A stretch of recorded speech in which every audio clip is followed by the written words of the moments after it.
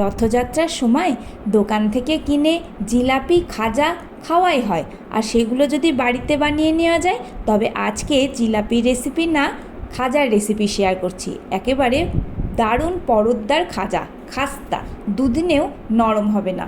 তাহলে চলো আজকে একেবারে গরমাগরম এই খাজা কী করে বানায় তোমাদের সঙ্গে শেয়ার করি। Hello friends, welcome back to Ojo and mom cooking and blogging. খাজা তৈরি করার জন্য আমাদের প্রথমেই একটা বেশ বড় বাটির মধ্যে ময়দা নিয়ে নিতে হবে। প্রথমেই আমি এখানে বাটির মধ্যে মেজারমেন্ট কাপের সমান সমান 2 কাপ ময়দা নিয়ে নিচ্ছি। আটাতেও করতে পারো, তবে প্রথম করতে গেলে ময়দাতেই করো, তাহলে আরও ভালো হবে।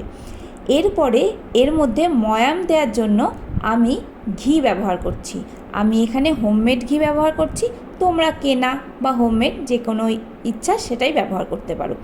এবার ঘি দিয়ে বেশ অনেকক্ষণ ধরে ঠেসে ঠেসে ময়ান দিতে হবে। ময়ান দিতে দিতে যেন এই দেখো এই রকম শক্ত দলা পেকে যায়। তারপরে ময়ান দেয়া হয়ে গেলে অল্প অল্প করে বারবার করে জল দিয়ে দিয়ে একটা শক্ত ডো তৈরি করে নিতে হবে। বারবার করে জল দিতে হবে কেন? একবারে জল দিলে যদি বেশি হয়ে যায় বা বেশি নরম হয়ে যায় তাহলে কিন্তু খাজাটা অত ভালো হবে না। সেই জন্য অল্প অল্প করে জল দিয়ে সুন্দর করে মেখে নিতে হবে। মেখে নিয়ে কিন্তু অবশ্যই রেস্টে দিতে হবে। অন্তত 2 ঘন্টা রেস্ট দিলে খুবই ভালো হয়, তার থেকে বেশি দিলেও ক্ষতি নেই। যত রেস্ট দেবো তত ভালো হবে। আমি এখানে ঘন্টা 2-এর জন্য রেস্টে বসিয়ে দিলাম। এরপরে আমি একেবারে আর একটা প্রিপারেশান করে নেব। সেটা একটা বাটির মধ্যে 3 চা চামচ আমি ময়দা নিলাম, আর এখানে অল্প অল্প করে সাদা তেল বা রিফাইন্ড তেল যাই বলো না কেন সেটা দিয়ে ময়দাটা গুলে নেব।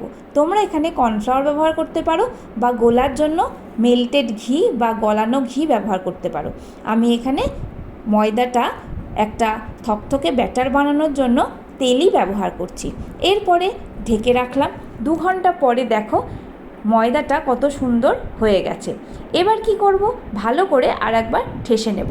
তোমরা বুঝতেই পারছো এখানে একটুখানি লাইটের কম বেশি হয়েছে, কারণ আমি যখন ময়দাটা ময়ান দিয়ে মেখেছিলাম তখন ছিল বিকালবেলা আর এখন রাত হয়ে গেছে, তাই লাইটটা একটু এদিক ওদিক হয়েছে। এবার আমি পুরো ময়দার যে ডোটাকে সমান 2 ভাগে ভাগ করে নিলাম, আর সেখান থেকে 5-5-10টা আমি রুটির যে মণ্ড হয় সেটা নিয়ে নেব। একটু কম বেশি হলে অ্যাডজাস্ট করে নিতে হবে এটার সঙ্গে ওটার সঙ্গে দিয়ে। তারপরে একদম প্রায় চেষ্টা করতে হবে সমান সমান এই মণ্ডগুলো তৈরি করতে।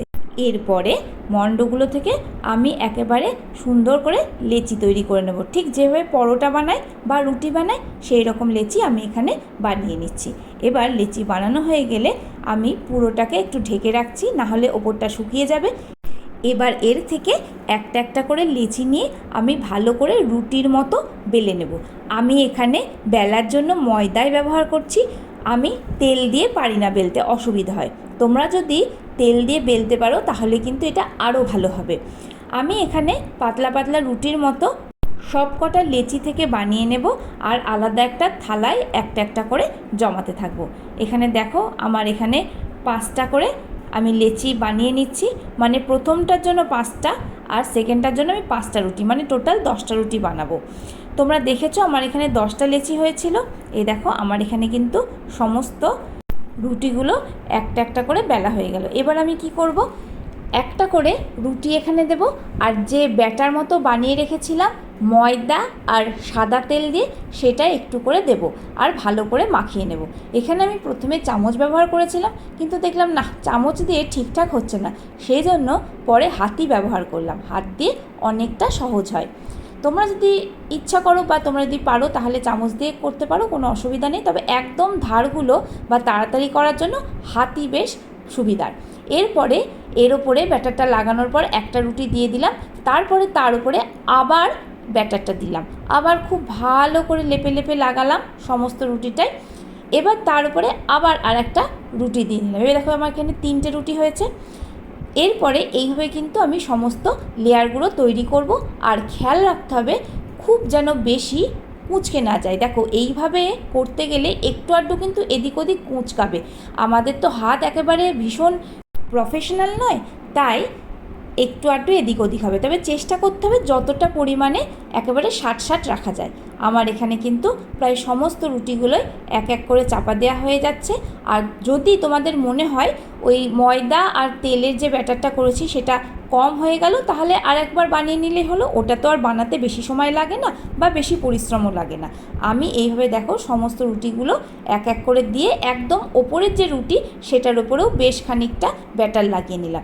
এবার খুব সুন্দর করে ধীরে ধীরে সমস্ত রুটিগুলো একসাথে রোল করতে থাকবো। দেখতেই পাচ্ছ কীভাবে আমি রোল করছি। এই দেখো সমস্ত রুটিটা কিন্তু আমার রোল হয়ে গেল। এবার চারিদিক যেগুলো একটু ফাঁকা ফাঁকা আছে সেগুলোও কিন্তু একটু মুড়ে মুড়ে লাগিয়ে নিতে হবে। একদম লাস্টের যে কিনারাটা যদি দেখো ওটা খুলে আসছে, তাহলে আরেকটু ব্যাটার ওই নিচটাতে লাগিয়ে আবার একটু চেপে দেবে, তাহলেই হয়ে যাবে। এবার আমি একটা চাকুর সাহায্যে এখান থেকে এই দেখো এইভাবে সমস্ত পিসগুলো করে নিচ্ছি। দেখতেই পাচ্ছ কীভাবে পিসগুলো আমি করছি। তবে একটা ধারালো ছুরি নিলে ভালো হয়। আমার এই ছুরিটা একটু কম ধারালো ছিল বলে একটু কাটার সময় একটু এদিক ওদিক বেরিয়ে গেছে। যাই হোক, এখানে আমি সব কটা পিস কিন্তু কেটে নিয়েছি। এবার প্রত্যেকটা পিস আমি তুলে রাখলাম, তার মধ্যে থেকে একটা পিস আমি নিলাম। দেখেছো আমি কীভাবে নিয়েছি। এই দেখো এইভাবে এবার একটু করে বেলে নেবো, বেশি কিন্তু বেলবো না। একবার সামনের দিকে একবার পিছনের দিকে, ঠিক মাঝখান থেকে ধরলে সামনে একটু পিছনে একটু, আর যদি শেষ থেকে ধরো তাহলে একদম শেষ থেকে সামনে একবার, তাহলে কিন্তু হয়ে যাবে। এই দেখো এইভাবে আমি কিন্তু সমস্ত যে খাজা সেগুলো বেলে নেব। এখানে আমার 6টা বেশ বড় বড় খাজা হয়েছে, আর একটা একদম ধারের দিকে সেটা আমি ফেলিনি, সেটা আমি বানিয়ে নিয়েছি। এবার কি করব, আমি একটা পাত্রের মধ্যে 1 কাপ পরিমাণে চিনি, যে মেজারমেন্ট কাপটায় আমি ময়দা মেজার করেছিলাম সেটারই 1 কাপ চিনি দিয়েছি, আর 1/2 কাপ জল দিয়েছি। কেন 1/2 কাপ জল দিলাম? যাতে তাড়াতাড়ি ফুটে যায় আর রসটা তাড়াতাড়ি গাঢ় হয়ে যায়। এবার যতক্ষণ না অবধি একটা তার হয় ততক্ষণ অবধি চিনির রসটা আমি জাল দিতে থাকবো। আর এদিকে দেখো ফুটতে ফুটতে কিন্তু চিনির রসটা আমার রেডি হয়ে গেছে। এই দেখো একটা তার হয়ে যাচ্ছে। এই দেখো ব্যাস একটা তার হলেই কিন্তু সঙ্গে সঙ্গে গ্যাস নিভিয়ে দিতে হবে, নাহলে কিন্তু রসটা আরও থকথকে হয়ে যাবে, তাহলে রসটা ঠিকঠাক ঢুকবে না। এবার দেখো একটা কড়াইয়ের মধ্যে আমি রিফাইন তেল বা সাদা তেল নিয়ে নিলাম। একদম হালকা গরম হবে, জাস্ট বুড়বুড়িটা উঠতে শুরু করেছে দেখছো। ঠিক এই সময়ে আমি সমস্ত খাজাগুলো এক এক করে দিয়ে দেবো। না, সমস্ত খাজাগুলো আমি দিচ্ছি না, 3-4টে করেই দিচ্ছি, কারণ খুব একটা বেশি তেল আমি এখানে ব্যবহার করছি না। ডুবো তেলে ভাজলে তো ভালো হবেই, কিন্তু আমি এখানে একটু অল্প তেল ব্যবহার করছি, কারণ পোড়া তেল সাধারণত আমার বাড়িতে ব্যবহার করা হয় না আর সেকেন্ড টাইম, সেই জন্য চেষ্টা করি যতটা কম তেলে পারি যাতে তেলটা না বাঁচে। এবার দেখো একদম কিন্তু সমস্ত ভাজাটা এবার একটু ধৈর্য ধরে করতে হবে, কারণ কোনোভাবেই গ্যাসের ফ্লেম কিন্তু মিডিয়াম হাইও করা যাবে না। একেবারে সিমে রেখে ধীরে ধীরে ভাজতে হবে। প্রত্যেকটা পার্ট উল্টাতে হবে 3 থেকে 4 মিনিট পর পর। যদি গ্যাসের জোর খুব বেশি থাকে তাহলে কিন্তু 1-2 মিনিট পর পরই উল্টে দিতে হবে, যাতে একদম টকটকে লাল না হয়ে যায়। এইভাবে ভাজতে হবে, আর ভাজাতে কিন্তু একটু সময় লাগে, 20 মিনিট তো লাগবেই এক একটা ব্যাচের খাজা তৈরি হতে। এই দেখো এখানে কিন্তু আমার সমস্ত খাজাগুলো হয়ে গিয়েছে।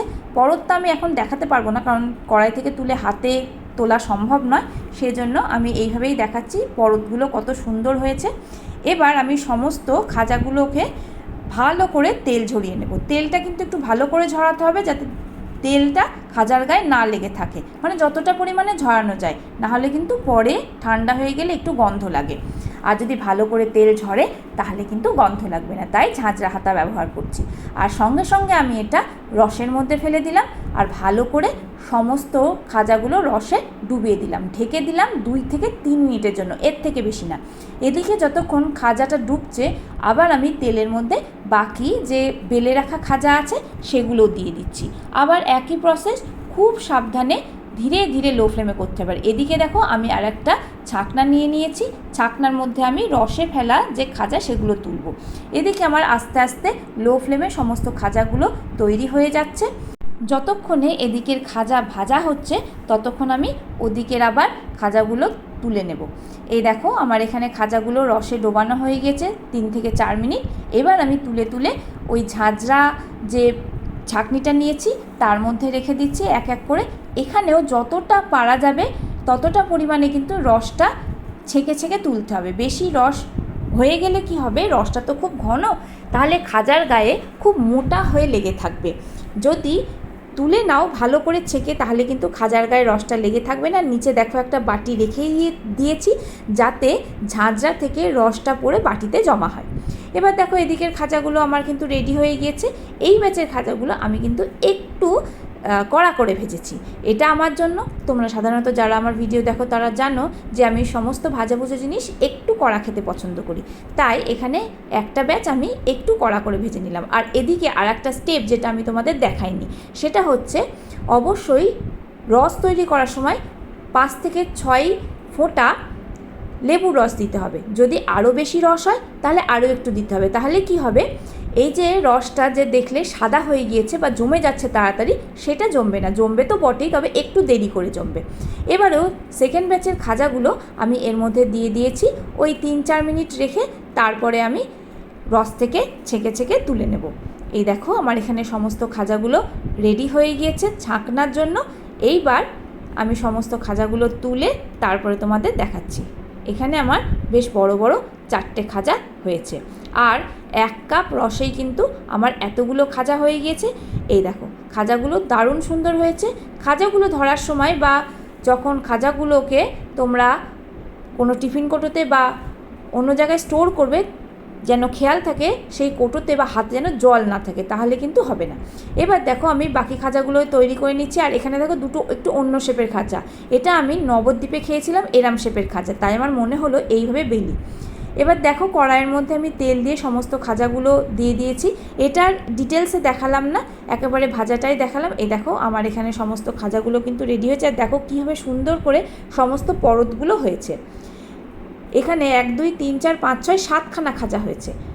এই দেখো আমি এখানে সমস্ত খাজাগুলোকে আবার তুলে নিচ্ছি, দিয়ে ওইখানে যে রসটা আমি রেখেছি আর একটা গ্যাসের ফ্লেমের ওপরে সেখানে দিয়ে দিচ্ছি। না ফ্লেমটা অবশ্যই জ্বলছে না, ফ্লেমটা বন্ধ করাই আছে। আমি রান্নার সুবিধার জন্য বা কাজের সুবিধার জন্য ডান পাশে রেখে দিয়েছি।